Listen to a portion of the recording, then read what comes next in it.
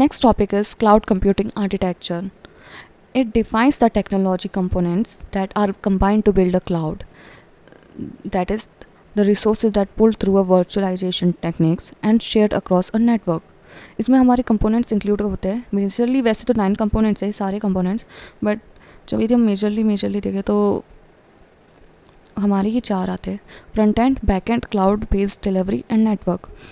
जो front end होता है वो हमारा क्लाइंट या डिवाइस होता है जो भी यूज़ करता है क्लाउड को. जो बैक एंड होता है वो हमारी सर्वर्स या स्टोरेज प्लेसेस होती है.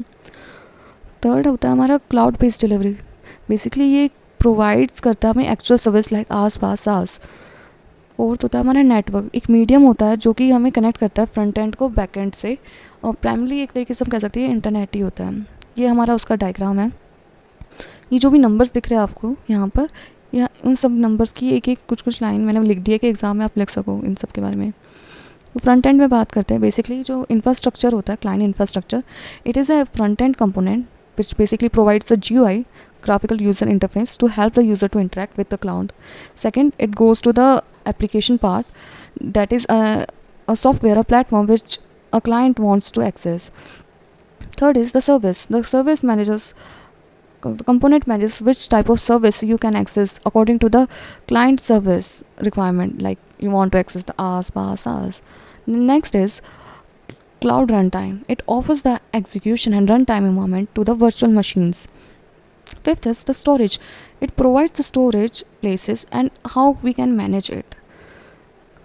Then next is infrastructure. It offers the service like the host, on the host level, on the network level, on the application level. On these 3 levels they basically provide the service.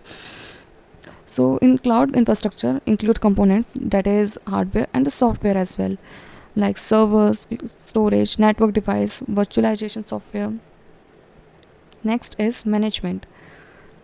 Management क्या करता है कि जितने भी हमारे 2 से लेकर 6 point तक है, इन सब को वो मैनेज करता है और कोऑर्डिनेट कर सके, कोऑर्डिनेशन हो इन सब के बीच में. ये एक स्टेबलाइज करता है कनेक्शन, कि इन सब में कोऑर्डिनेशन हो.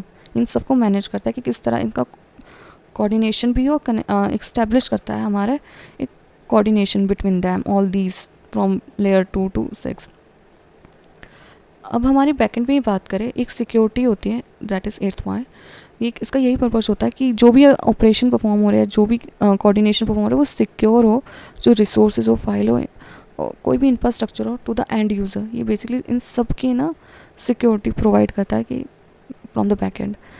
अब हमारा आता है internet, that is the last point, जो कि हमारा एक्ट करता है ब्रिज के फ्रंट एंड बैक एंड के बीच में, कि ये फ्रंट एंड और बैक एंड को कनेक्ट करता है. यही हमारा क्लाउड कंप्यूटिंग आर्किटेक्चर होता है.